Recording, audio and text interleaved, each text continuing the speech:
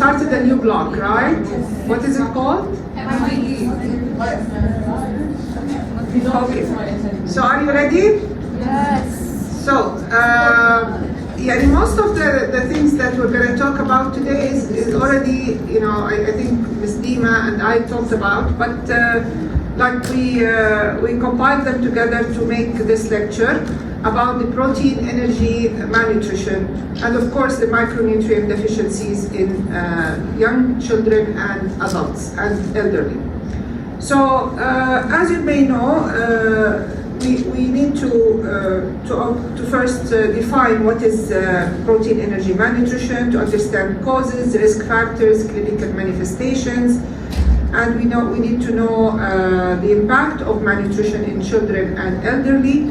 And of course, we will discuss prevention and management strategies and appreciate the role of nutrition in disease prevention and recovery. So, it is defined that it's a group of manifestation or a group of clinical conditions that may result from varying degree of protein deficiency and energy inadequacy. So usually, malnutrition includes and undernutrition, but we also can refer or can define that even overweight or obesity is considered also a sort of malnutrition. So either overnutrition or undernutrition. But our focus today in this lecture is mainly on undernutrition. So undernutrition includes wasting, stunning, underweight, and deficiencies of several nutrients, either macro or micro. And of course it can affect all age groups depending on the condition, but especially children and elderly are the most vulnerable. Associated with increased morbidity, mortality, and healthcare costs, and this is, of course, well known that the more malnourished people are, the more sick or disease they get, and it can also lead to mortality, and also it will cause a lot of health care cost. So now let's focus first on the protein energy malnutrition alone, which is known to be PEM. Of course, this is to define it, it's a deficiency of energy and protein together. And of course, it occurs due to inadequate intake, either inadequate intake of food, and there are a lot of reasons, but sometimes it could be also due to illness, to malabsorption, increased metabolic demand, like during surgery, during sepsis.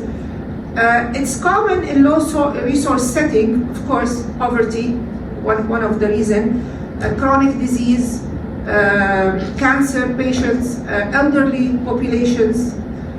Of course, major forms of these PM, as you may know, is marasmus and kwashiorkor. You are aware of marasmus and kwashiorkor, right? Yes. No? Yes. Okay, because I'm talking to her and she's straight face. Are you aware of marasmus and kwashiorkor? Yes. You are not. Yeah, you. Yes, the first one. Yeah. Okay, good. So, marasmus is mainly severe caloric deficiency. So, aside from protein, it's mainly caloric deficiency. And it's marked wasting of muscle and fat. This is the characteristics of marasmus. We look at the baby, or we look at the child, or we look at the elderly, or anybody who is having marasmus, they have like skin and bone. They don't have muscles, they don't have fat. So usually even the child could have like an old man appearance because of all the wasting. And also, of course, because there is no energy, the growth will be compromised, so the growth failure, or failure to grow, or to thrive, and also weakness. Usually with marasmus, we don't see edema, because usually edema happens with the protein malnutrition. And the management should be gradual. Remember when we spoke about the refeeding syndrome, so usually it should be very gradual. Nutritional rehabilitation and treatment of infections, because of course patients when they are underweight, they are prone to infections, and if sometimes the infections are not met with adequate nutritional support, this also could lead. While kwashiorkor is primary protein deficiency.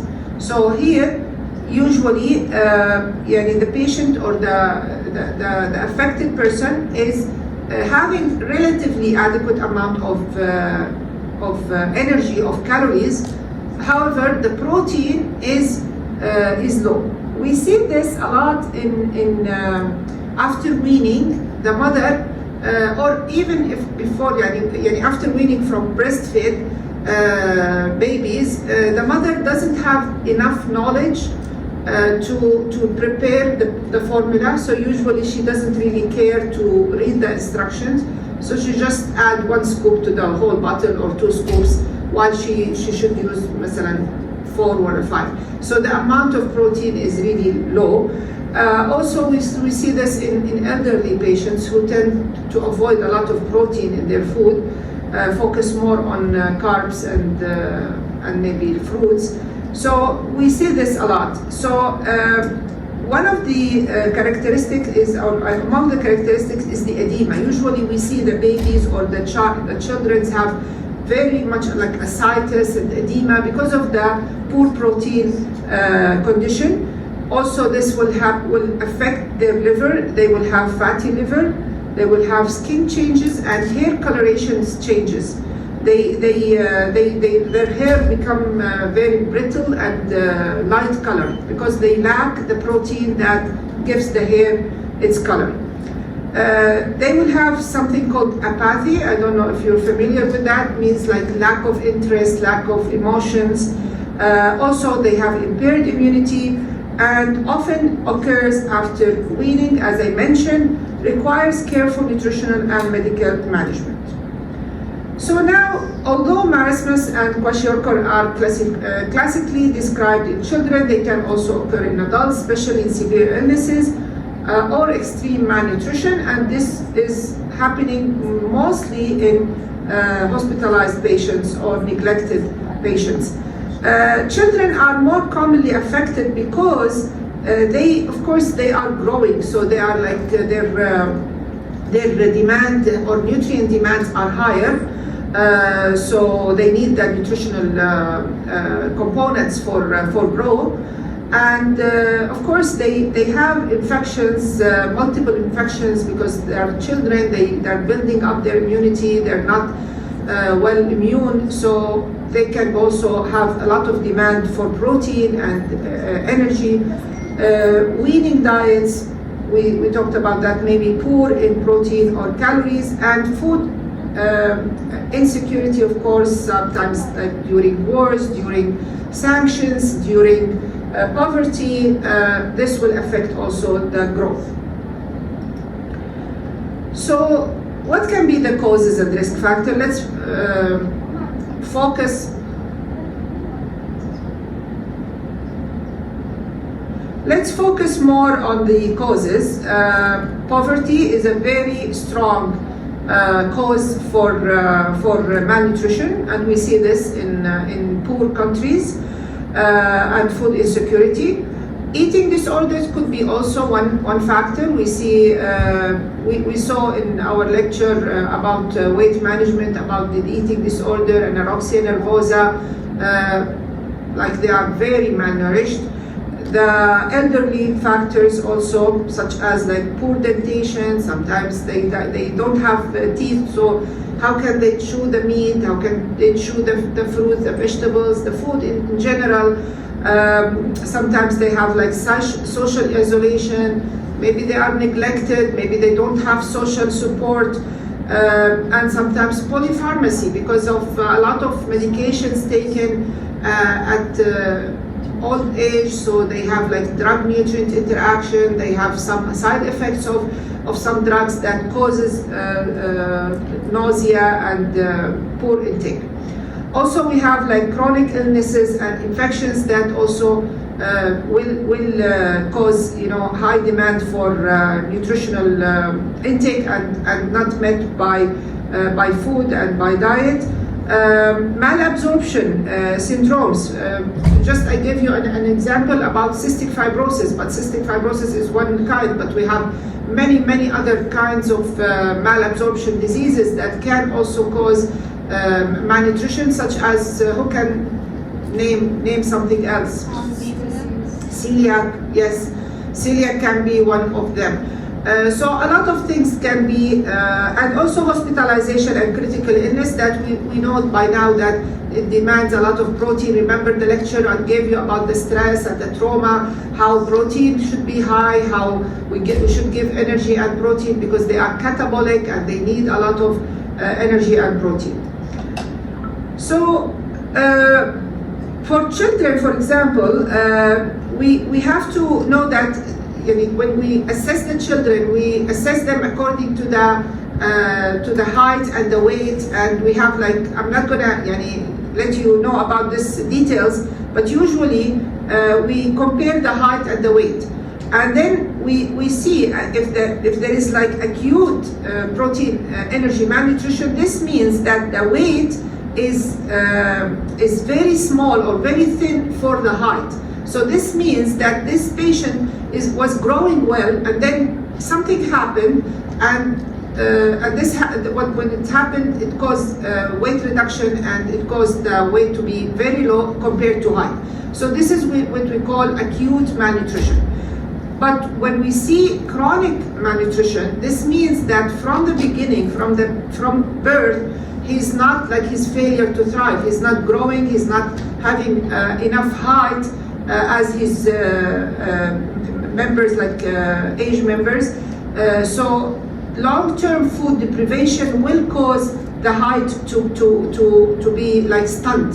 So it's called stunt, or we call it chronic protein energy malnutrition, and this is characterized by short height for age, which is stunning.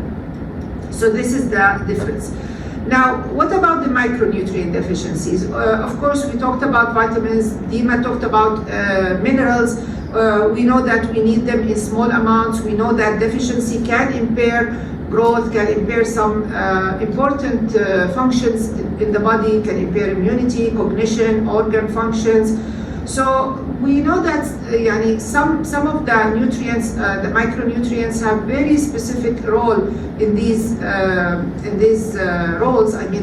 Growth, immunity, such as vitamin D, and we tend to see a lot of vitamin D deficiency among all age group. Also vitamin B12, also folate, iodine, zinc, iron, calcium. So all of these nutrients we should pay extra attention when we screen the individual. So what about iron deficiency? We know that it's most common nutrition deficiencies worldwide. It could be, of course, it can cause microcytic anemia, and of course it will be reflected on energy level, fatigue, reduced recognition or cognition, impaired immunity. So all this is accompanied by iron deficiency anemia. What are the high-risk groups? They are children, they are menstruating women, and the elderly. So the management, usually, we always encourage the rich food with iron-rich food, and supplementation, of course, is a must. Why? Because you cannot treat anemia by only diet. So it's better always when there is an anemia to first fix the anemia and then to introduce the high iron rich food. What about vitamin D and calcium? Also, it's associated, of course, with osteoporosis or osteopenia or rickets in children. The risk factors is, of course, low sunlight exposures, and we face this a lot. And also aging, poor oral intake from vitamin D, which is not very widely available in food, unfortunately. So management includes supplementations and dietary counseling to properly encourage patients to expose to sunlight during certain hours per day, and also take their supplementations. What about B12 and folate? We know, now we are revising the vitamin lecture. remember the megaloblastic anemia, the large red blood cell. So the megaloblastic anemia is caused by vitamin B12 and folate deficiency. And of course, neurological symptoms are also available. So common in elderly, vegan, and malabsorption disorders because of, we're talking now about B12 and also the folate, can impair cognition and nerve function, diagnosed through laboratory testing and clinical assessment. Management include treating the cause if possible. Of course, if the cause is malabsorption, we treat the cause. If the cause is diet, we need to, encourage high intake of vitamin B12 and folate, and definitely vitamin replacement and diet modifications are very important. Now, the zinc and iodine deficiency. Zinc, we know that it has a very important role in the immunity and also in the wound healing and in growth for children. So zinc, we have to know what are the natural sources of zinc to give it to the individual. However, as I told you, we cannot treat deficiency by diet.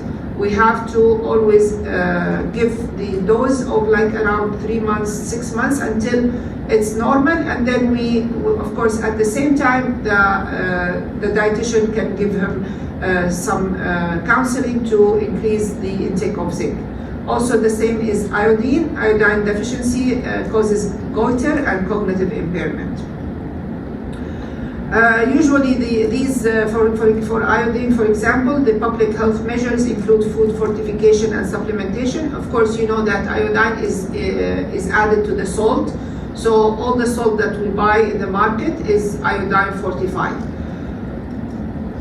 Now, malnutrition in children and adolescents. Now let's focus on this part of or this type of individuals. We know that the malnutrition leads to impaired growth and neurodevelopment, and especially when the child is still growing.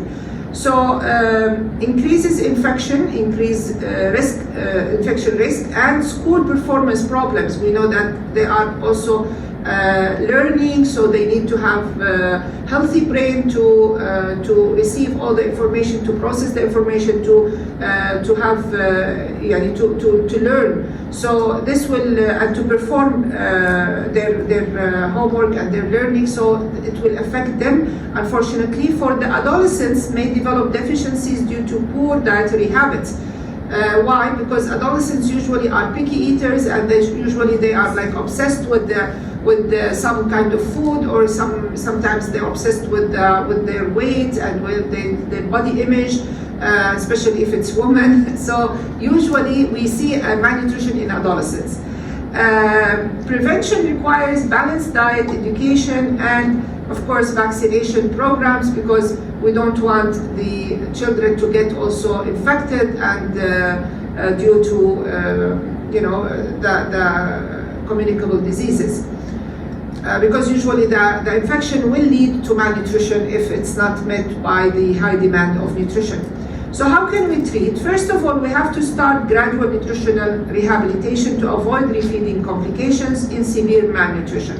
You know about refeeding syndrome. Remember, we talked about it, and we have, I think, the slides already.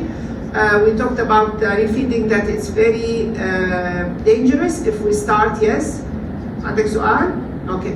If we start feeding aggressively, the patient can die from that. So that's why it should be very gradual feeding and rehabilitation. Now we have also to provide to provide adequate calories and protein for catch-up growth, because sometimes when we do the requirements for the children, we count the requirements, but we have something called catch-up growth, which means that, I don't know if Ms. Dima explained that to you, which means that like if you calculate the requirements, and let's say they need, for example, 1,000 calories per day, but their weight and their height and their growth parameters are below normal. So then we need to calculate furthermore to add for the loss before they have, so that we need to they need them to catch up as their peers. So they need to take more calories, extra calories, and extra protein. So this is what we call catch-up growth. And we need to encourage also frequent nutrient-dense meals and snacks. Of course, especially among children, it's very hard to convince them to eat only healthy because they have a lot of candies around them, a lot of chocolates, chips, any junk food that is not healthy, poor nutritional value.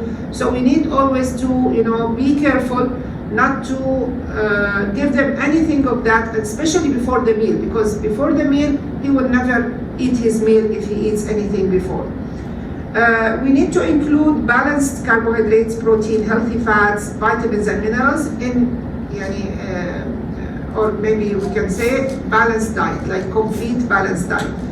And also patients who are dehydrated, we have to know if they are dehydrated, we have to treat the infection, we have to treat any anemia, because all these will also cause poor intake.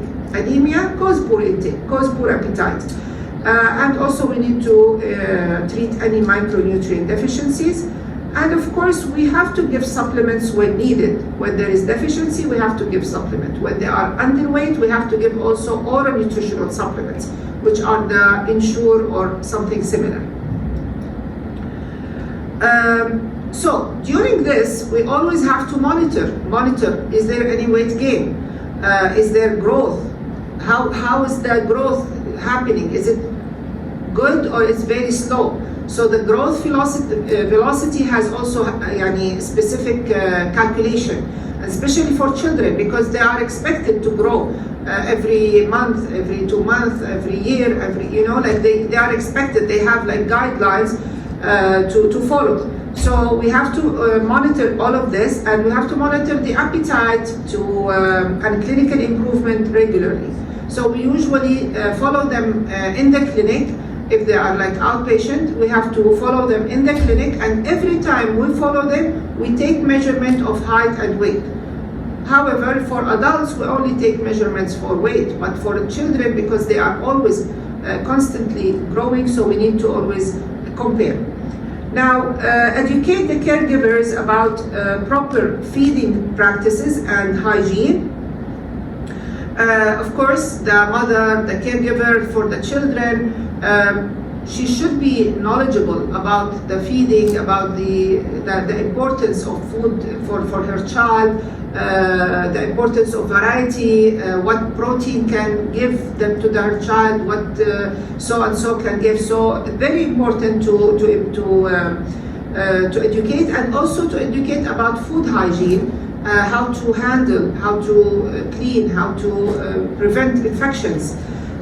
For adolescents, of course, we need to screen for eating disorders, because they are at risk of eating disorders, body image concerns, and mental health issues. And also we need to encourage physical activity only after the nutritional status improves, because also physical activity can improve immunity, improve the muscle mass, and so on. Now, multidisciplinary care may include pediatrician, dietitians, psychologists, and social workers for the treatment of malnutrition. Now, what about the malnutrition in elderly patients? It's very common, and this is of course due to a lot of factors. First of all, they can have multiple chronic diseases.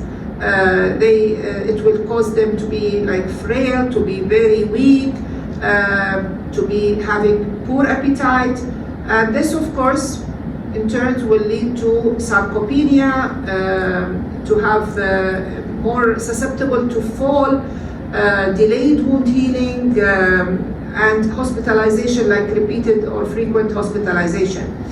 A lot of elderly come to the hospital for frequent admissions for UTI, for pneumonia, and so on.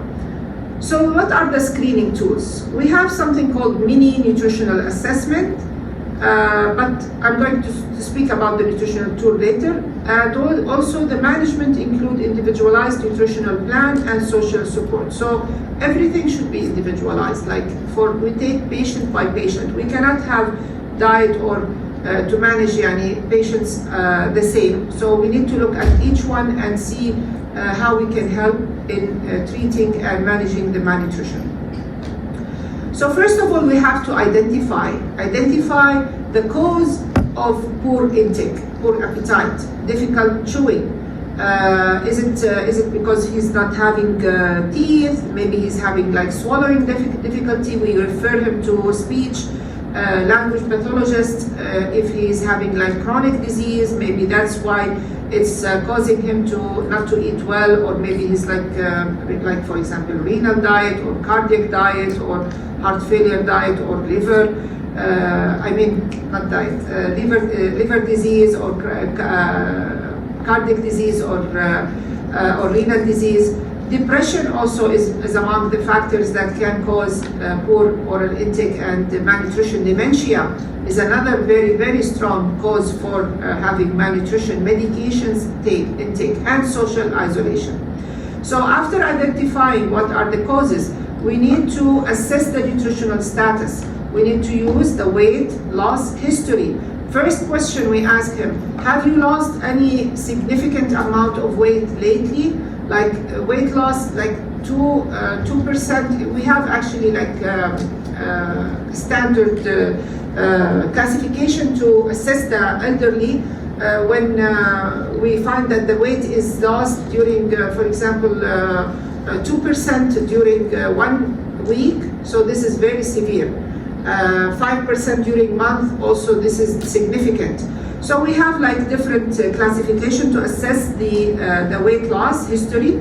Also we need to assess the body mass index, of course, to look at the body mass index. It shouldn't be very low, even if it was like 20 or 22, but for the elderly who are above 65 or above, we need them to have a higher body mass index. Tools such as nutrition focus physical exam, and this is going to be explained in the future slices. Now the third one is to provide them with high calorie, high protein meals to prevent muscle loss. So of course our recommendation is always for the elderly is to give them high energy and high protein. And we have to encourage them to eat small frequent meals, because usually they don't really have the appetite to eat large meal like before. So we need to introduce always like snacks and small frequent meals to ensure that they are meeting the requirements. And of course we need to focus on the nutrition dense food, because remember when we talked about the elderly, they don't eat much, and sometimes they are at risk of becoming obese or overweight. So it's better always to focus on the nutrient dense food. Later, we have to ensure adequate protein intake to reduce sarcopenia, because they are prone to sarcopenia, and we know that the muscle will not be built, they will lose the muscles because they are not using it as much as before. So they are prone to sarcopenia, and also we can refer to malnutrition from the diseases. Yes? I can't hear. Abuse, sarcopenia. Yes, sometimes I had a patient who was managed or taken care of by her helper, and they found that she's not giving her food because she doesn't want her to poop, so she can clean her. Yeah, it could be, and we have actually like a whole department for that, for the safety and for harassment of child and elderly and women, and they can also investigate. And yes, and also another one I saw, she was hitting her. They found traces, and they put a camera there. When they suspected something, they put a camera and they saw that she's like hitting her, and when she's feeding her like aggressively, and I felt so bad. هو الكبار لأنه the elderly is like exactly like children, or babies. They don't have any will to talk or to, especially if she was very weak. Of course, we have to correct all the vitamins and mineral deficiencies, especially vitamin D, calcium, vitamin B12, iron, and folate. And this is done by checking their labs periodically and checking if they have any deficiency. So to manage the malnutrition in elderly, we know we always need to also maintain good hydration. Good hydration will also prevent them from having diseases and infections such as UTI, such as pneumonia. Treat oral and dental problems that affect eating. If we can give them like dentures, if we can help them to put dentures, that would be great. If we can't, maybe we can modify the food texture so they can eat. We can include soft or pureed or mechanical food that has all the protein needed and the nutrients needed, especially if there is like chewing or swallowing dysphagia symptoms. Also encourage physical exercises and resistance training to improve muscle strength and appetite. Of course, when we encourage them to move, to do some exercises as tolerated, of course, this will also improve their appetite to eat. And also to review medications. Maybe sometimes the medication is the reason why they are not having enough diet, because it's causing nausea, it's causing low appetite. So reviewing the medication, changing. I remember my mother, she has atrial fibrillation, so the doctor gave her digoxin. I don't know if you're familiar with this medication. It's used for improving the palpitation and also for strengthening the heart muscles. So she started taking digoxin, and usually I think digoxin is the type of medication that stays in the system for a very long time. So usually, they measure usually the amount in the blood. So that she started having nausea, severe nausea. She was telling me as if she was having the same nausea when she was pregnant. She started, looking at the food and, oh my God, I can't eat anything. It was really severe. So I talked to the doctor and he said, oh, okay, some people actually have this side effect. So we're going to change it to another medication, has the same effect, the same mechanism, but different, inshallah, side effects. Alhamdulillah, and since then she's on it and she doesn't have any problem. So a lot of medications can be also changed. Also antibiotics can cause nausea, can cause GI issues and diarrhea, and so we need always to discuss this with the patient and with the medical team to ensure that the patient is able to eat and to meet his nutritional needs. Now, the use of liquid nutritional or oral nutritional supplements is really important. I do that in the hospital for elderly, and especially during hospitalization. Usually they don't like our food, so when we introduce the oral nutritional supplements, it will help to at least complement or support the insufficient meal intake or dietary intake. Also, we have to consider enteral feeding sometimes, because patients very, very sick and very, having poor appetite from infection, from any type of illness. So sometimes we do that. We do the feeding, enteral feeding, together along with the oral intake. And sometimes we do the nocturnal feeding, like we introduce the enteral feeding during the night when the patient is asleep, and then in the morning we discontinue. But of course the enteral feed is there, but we discontinue and we allow for the meals to be taken orally. Also monitor weight, muscle mass, functional status and lab markers regularly. This is done, of course, by doing mid-arm circumference, or I'm going also to talk about the nutrition-focused exam, and also provide social and family support. This is very important. I see patients when they wake up after cardiac surgery, if they actually allow visitors to come and stay with them to encourage them to eat, because they could be sometimes depressed, and sometimes the doctor asks for moving the patient if he's beginning to be stable, to move the patient to a room with a window. So when they look at the light, sunlight, and when they look at the trees outside, their depression is better. So they can eat and they can have like better mood. Now, this is just to summarize. The management principles is first of all to treat the underlying disease, to know the cause. Is it infection? Is it sometimes something else? Correct fluid and electrolyte imbalance, gradual nutritional rehabilitation, provide micronutrient supplementation, and monitor for refeeding syndrome in severe cases. Now, nutrition and disease prevention, of course, we know that nutrition has very important role in preventing the disease. So, because when we introduce good nutrition, this will reduce the risk for, remember, cardiovascular diseases are related to nutrition, diabetes, obesity, osteoporosis, all are related to nutrition. So adequate protein intake, preserve our muscle mass, micronutrients support immunity and recovery, nutrition counseling should be integrated into routine medical care. So that's why we work in the hospital hand in hand with other healthcare providers to ensure that the patient's care and the patient is having a complete and comprehensive care and away from diseases. So how can we assess the nutritional status of the individual? First of all, we need to take history.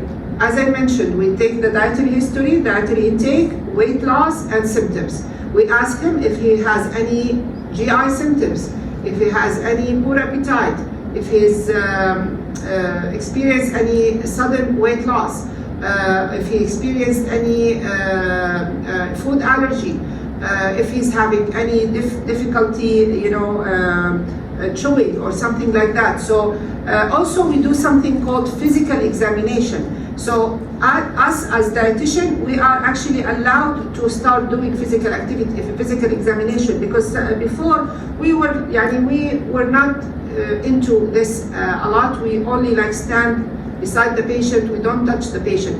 But now there's something called nutrition focus exam, so physical exam, in which we can touch the patient, we can detect any loss of muscles or fat, we can detect the color, we can detect any different types, but of course it needs a lot of experience. So we can detect edema, we can detect the skin, the hair, any changes, the functional decline, also by looking at the patient when he's walking, when he's trying to stand or talking.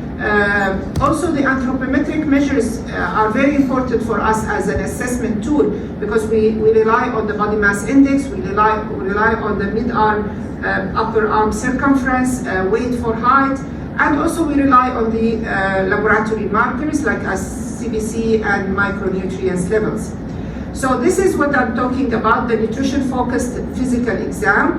And it is really considered a very useful clinical assessment tool for malnutrition, especially in elderly patients and chronic disease status.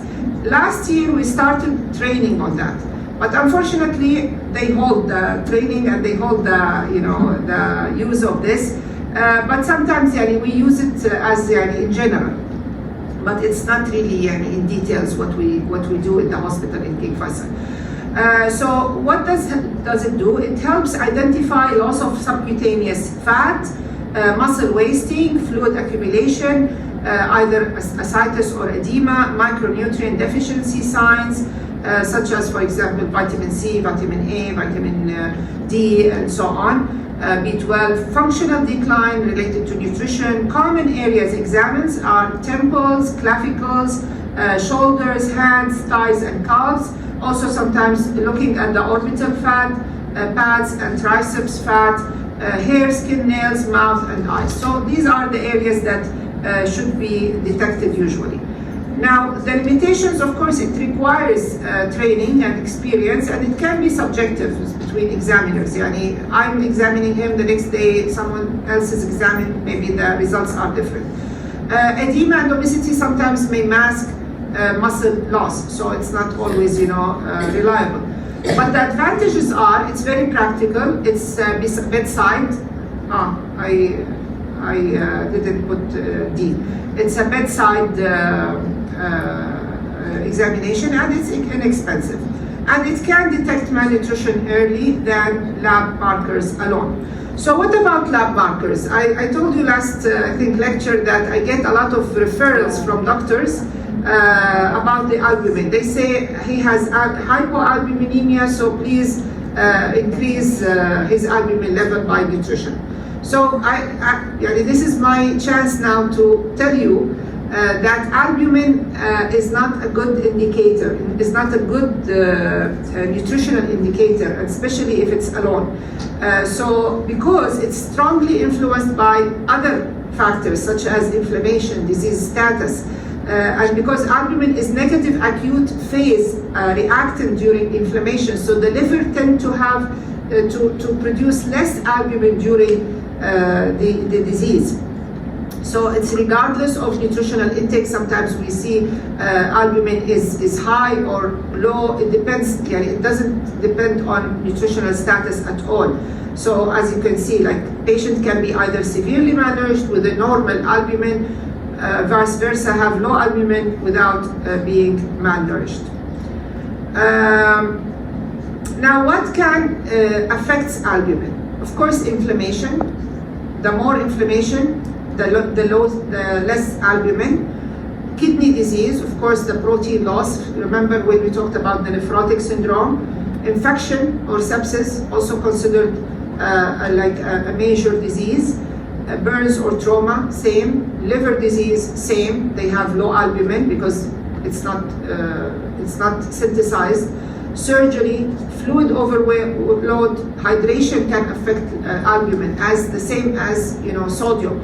So all these factors, we have to look at it first before we look at the nutritional factor. And now, so what are the public health strategies to prevent malnutrition? Let's talk about the public.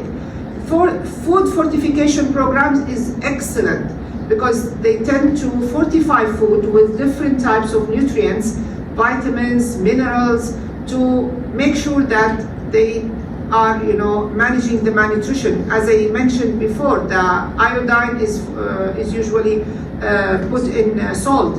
They fortify cereals. They fortify the wheat.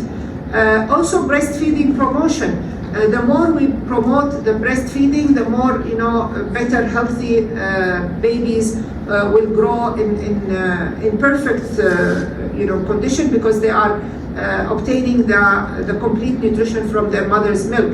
Nutrition education also in school and communities to teach the children and adolescents about the principle of nutrition. What are the food groups? What are the food important? Why it's important? Why we should eat this and that? Routine screening in hospitals and primary care to early detect any signs of malnutrition among children and also among elderly. And of course, policies addressing food insecurities when there is like poverty and wars. So this is the lecture today. The key take-home messages is that malnutrition affects both young and elderly population. Protein, energy malnutrition, and micronutrient deficiencies increase disease burden. Early identification and intervention improve outcomes. Nutrition is essential in prevention, treatment, and recovery from disease, and healthcare professionals play a critical role in nutritional assessment. Any question? Okay.